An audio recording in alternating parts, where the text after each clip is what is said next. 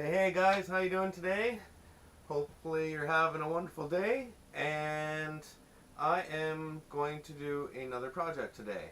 Um, if you go back and check my last video there, I built a present for my father that's coming up from Nova Scotia, and today I'm going to do a project for my mother and my stepfather that live here in town, and so they have 13 grandchildren. So I decided, pardon me, that I'm going to build a sign. And now this will come together as I make the video, but I'm going to make a sign that says grandparents on the top.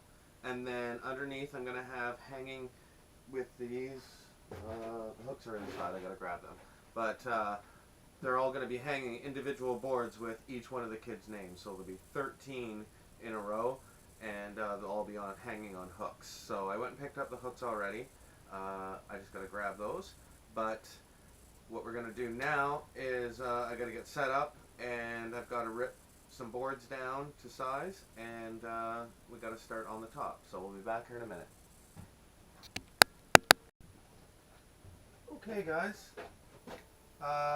And girls, we're kind of go over what you need for this project, and it's obviously going to vary for everybody's family. Maybe you may only have they may only have 3 grandchildren, or 10, or 20, or whatever the number is. So that's the amount of slots you're going to need. And I'll give you the measurements here, just so, like, I won't have a blueprint for this, but I can give you the measurements here quick for things. The pieces that are hanging underneath, right here, these are 3 1/4 inches wide, and each one, they haven't been cut yet, but each one is going to be cut to 1 foot. Now for the top, the part that they're all going to hang from is going to be 20 inches long by 8 inches high. And what I'm going to do, now you don't need to do this, and you could, have fun with it. You could put different designs, like cut designs into here. You could do whatever you want. But what I've decided to do is use the router, and I put a round over bit in it, and I'm going to round it over and put just a small little profile around the outside of that. I haven't decided yet if I'm going to do it on each one of these. I may, just to make it look a little better. But I don't have a router table, so I'll have to freehand all of that. So, which isn't really a big deal. I can do the long sides first, and then cut them into pieces, and then I just got the 2 ends to do. So, okay. So, first things first is I'm going to set up here and get routering all of this stuff. So we'll be back here in a second. Okay, I'll show you one edge here, and then I won't bore you with doing all the rest, but like I said, I don't have a router table, so yeah,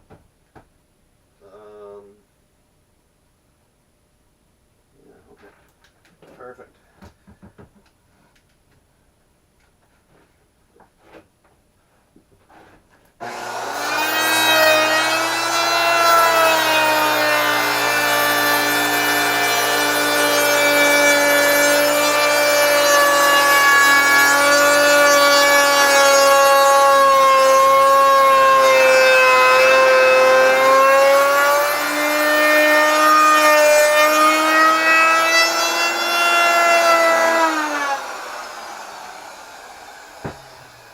Okay, so you see that gives it a nice edge, so I'm not gonna, that's really loud, and you don't want to see me do it all, so we'll be back here in a minute when I get this done.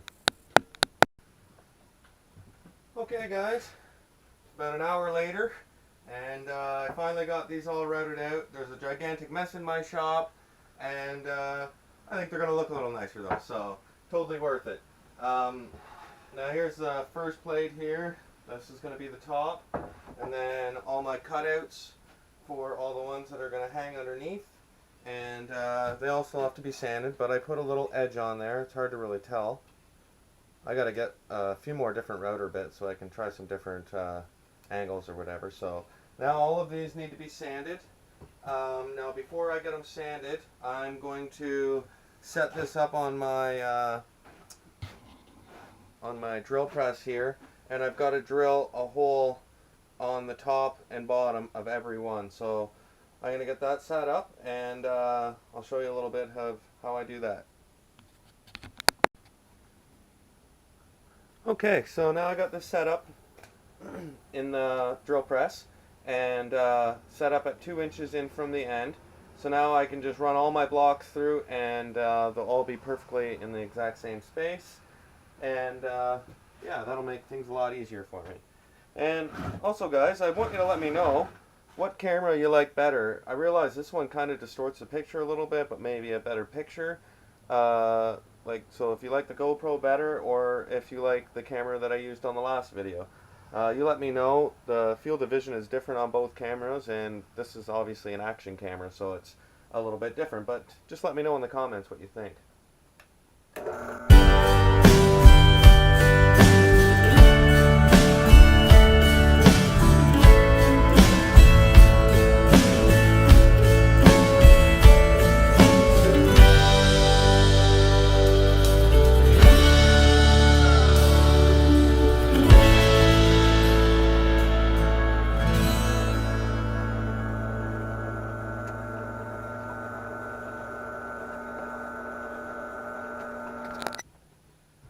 Okay, guys, well, here's to 2 hours and 15 minutes worth of sanding.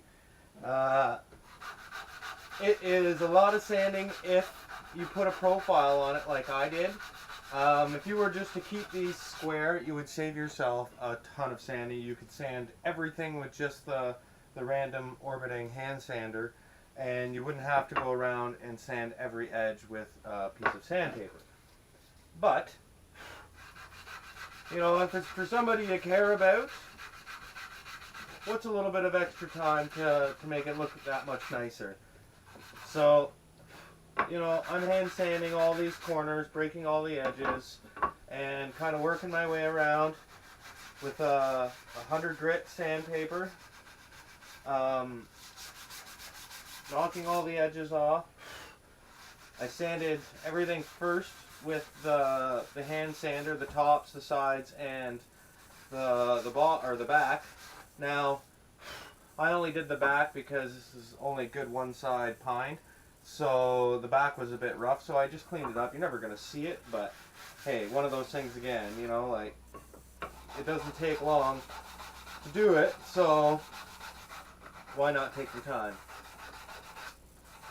So, the next step is going to be to bring these all inside, and we're going to get them all stained. So this is the stain I decided to use. Of course it's Minwax because it's one of my favorite products to use. It really penetrates into the wood, and I like that. So this is Ipswich pine, so probably didn't pronounce that right. So, but yeah, I've got these 13 hangers here for all the grandkids, and then I've got the big board here to do, and that's gonna say, well, you'll see, I'll show you here when we're done. So, and we got some stencil letters for each one of these, so that's gonna take some time. But all right, well, we'll bring it back when I'm inside getting ready to stain. Alright guys, well now I'm inside and I'm working on finishing this, the staining. Got everything laid out here on the table. Just using 2 rags, one to wipe it on and then one to wipe it off.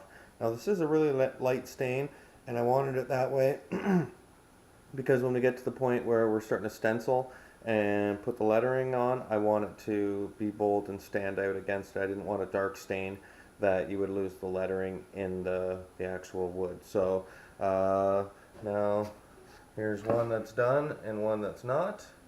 So you can see how light that stain is, and it will darken up a tiny bit as it dries. So now I've got these 5 more to go over here, or 6 more, I should say. And once that's done, then all the stenciling has to be done, and so on and so on. So we'll be back here in a little bit. Alright guys, well, I got them all varathane last night. I just put 2 coats of this polyacrylic on each one, sanding in between coats with a 220 grit, I think it was.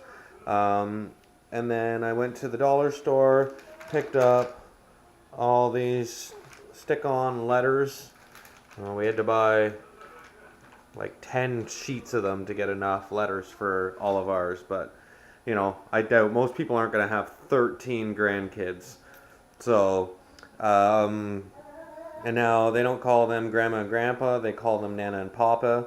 So now what I did was just, we love Nana and Papa, and then each one of these signs, all the hooks are going to go in, and then they'll hang all underneath here gradually from oldest to youngest.